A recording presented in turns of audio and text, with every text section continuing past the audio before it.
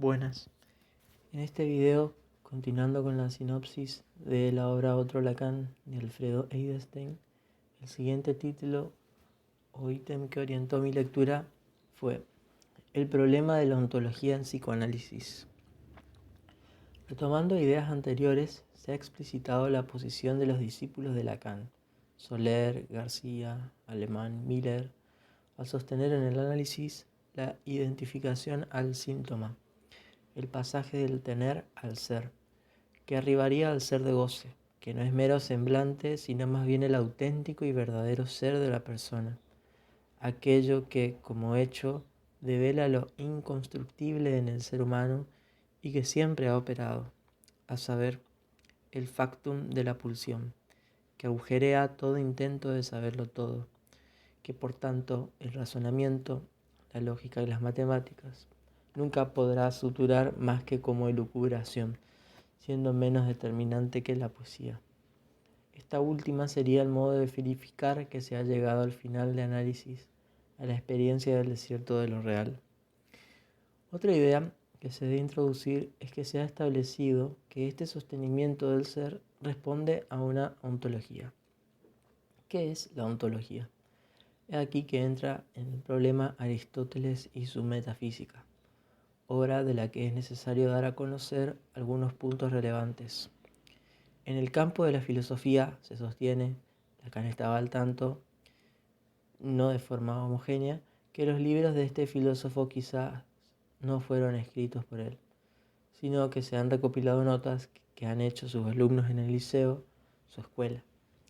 En esa misma época existían otras escuelas, como la Academia de Platón, ocupaban los estudios matemáticos, mientras que en el liceo se cultivaban más las ciencias de la naturaleza. Un gran estudioso de la obra del Estagirita fue Pierre Aubenque, que denunciaba lo mismo que Alfredo Eidenstein con Lacan, pero en relación al filósofo. Es decir, habría Aristóteles y en otro orden habría aristotelismo.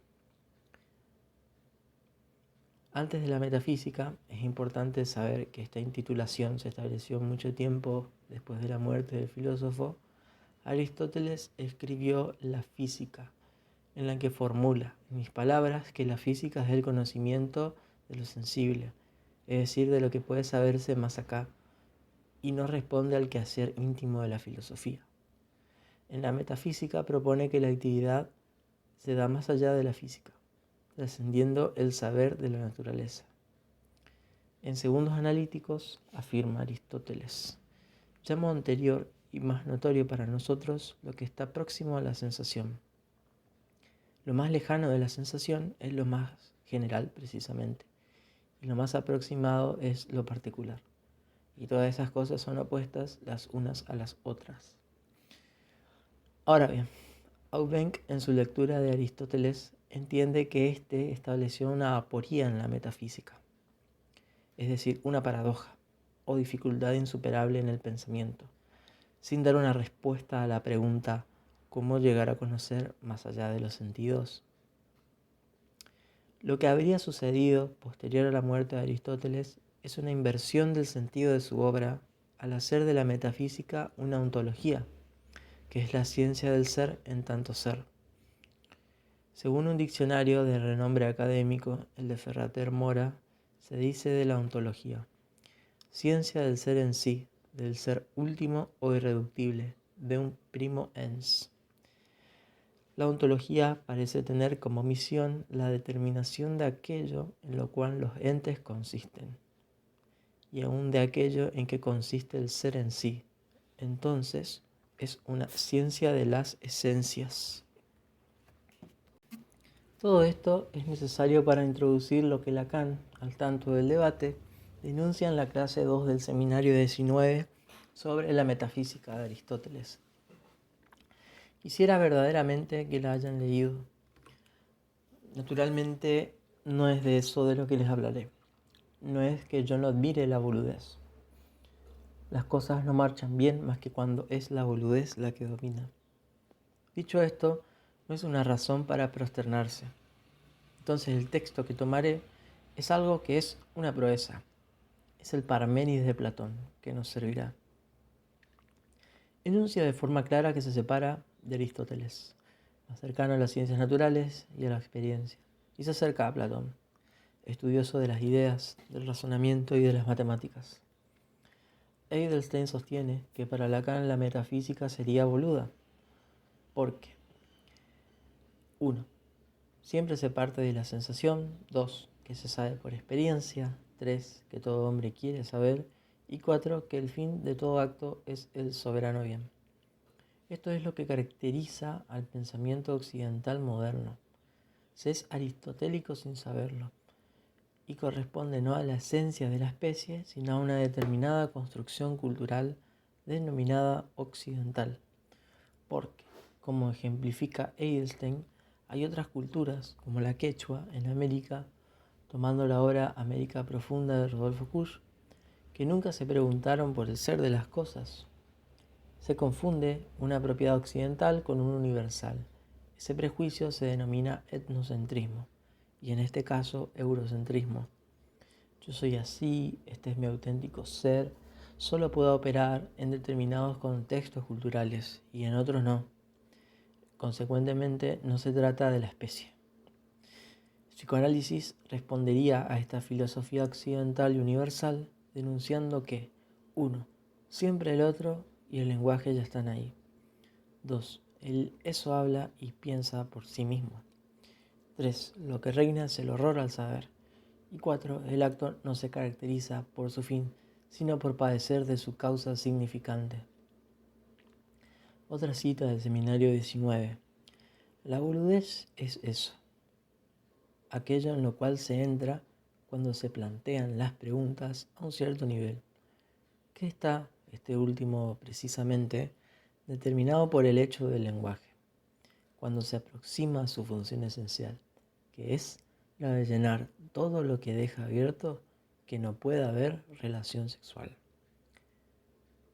Se recuerda que tanto hombre y mujer como significantes habitan exiliados en el lenguaje. No hay relación de armonía o de proporción.